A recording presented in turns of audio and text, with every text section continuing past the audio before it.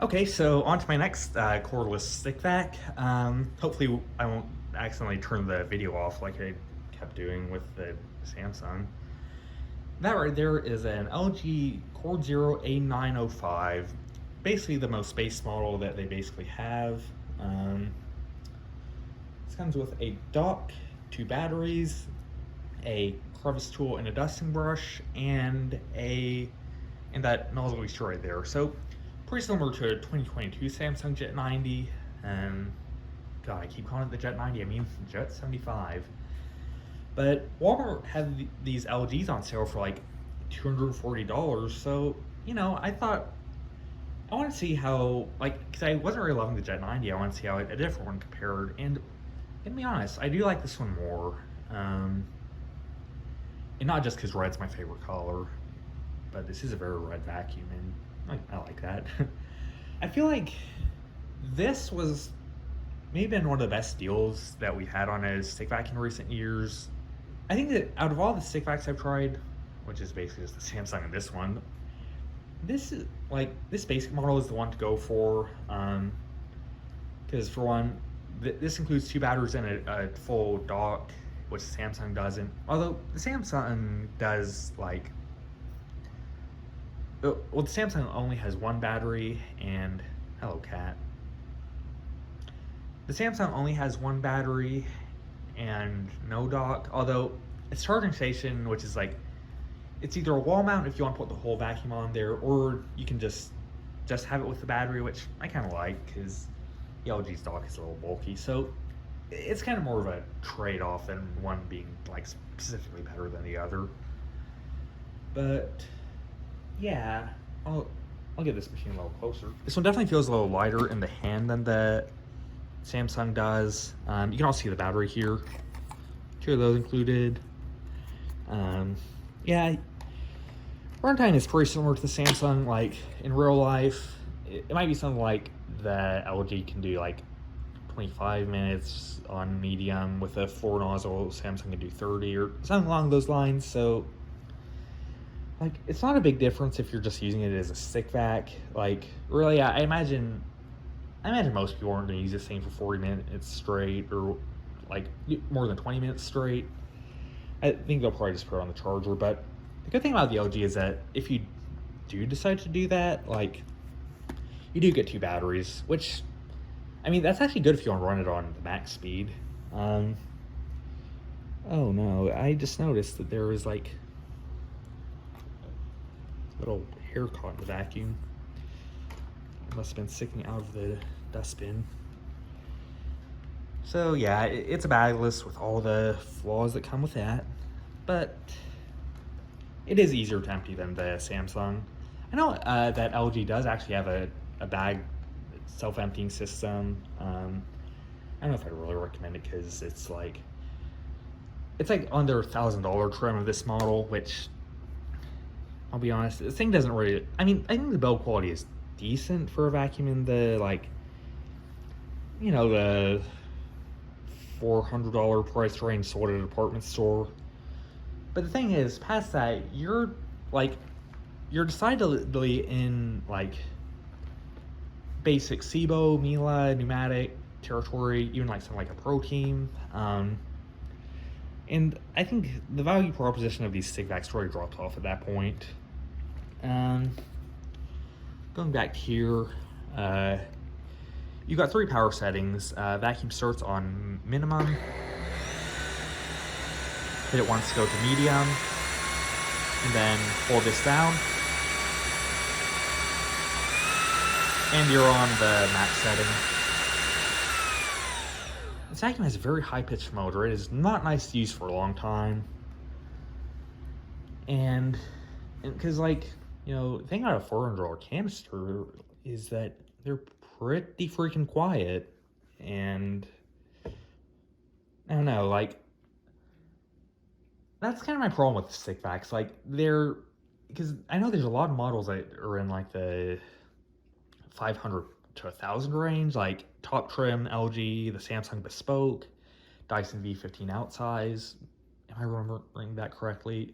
whatever. Like I was on Dyson's website yesterday and I saw like an $850 model. So yeah, I think my problem with these vacuums is that they're like the technology's kind of cool, but I don't think they really deliver in terms of like longevity or build quality. So I wouldn't really recommend spending more than $400 on one of these. Mine was $240, and I also got a kind of hard to do. Oops, trying to grab this with while holding the vacuum, but I also got a soft roller from LG's website for $100. It works fine. Not gonna complain too much about it, although the neck's kind of floppy on it. Let me see if I can grab it differently to show the bottom of it.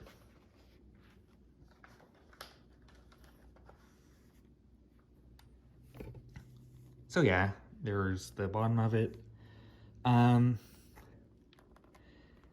believe you can, yeah, you can, like, actually all these basically have quick remove brush rolls. That,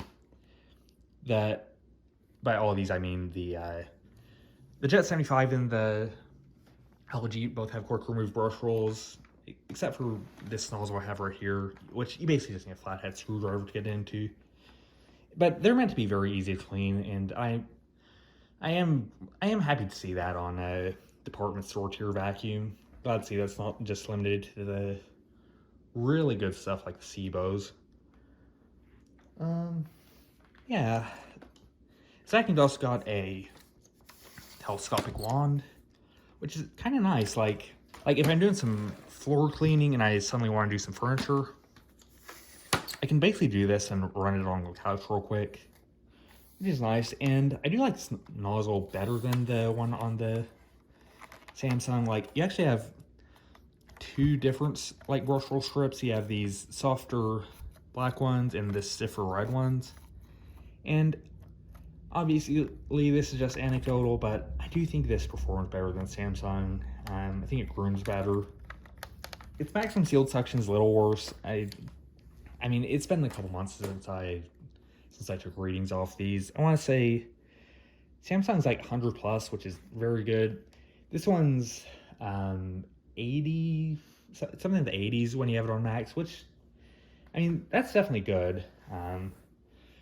But it does drop off massively if you actually put it in medium mode or minimum.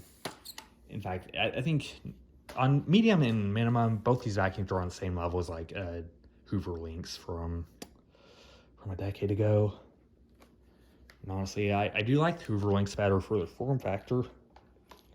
But yeah, you know, I'm running kind of low on the cleaning or the pickup test stuff, so I might just dump this vacuum out on the floor and do that.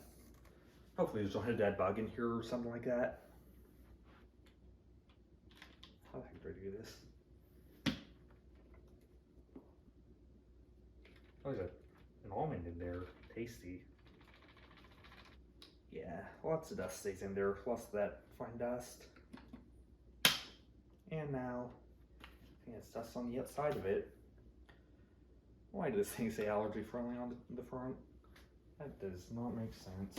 Alright, so like Samsung, I'll run it on medium, minimum, and then max. So, let's see how it does.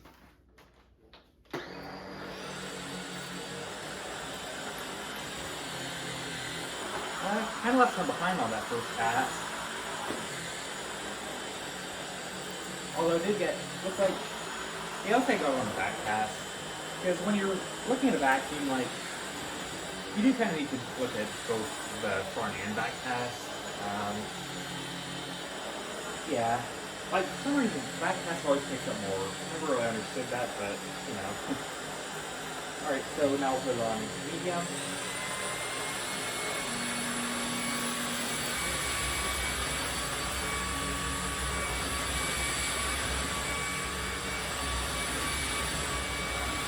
Definitely had an easier time. And I don't know if I can really suck up that almond, so I'm just gonna get it right now.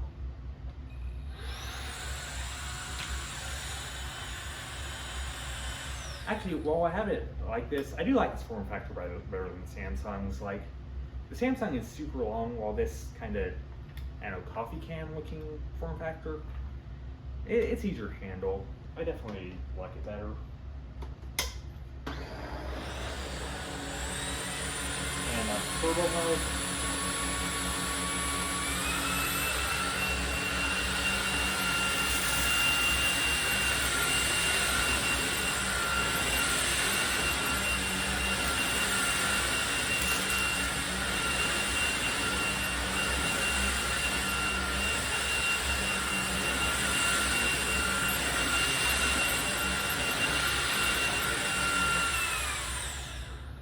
So yeah, that is the LG A9 Cordzero. I don't love it. Definitely not my favorite vacuum, but I do still think it's better than the Samsung.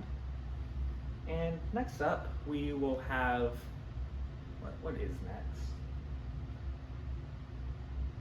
I think next up will be the Cibo X4.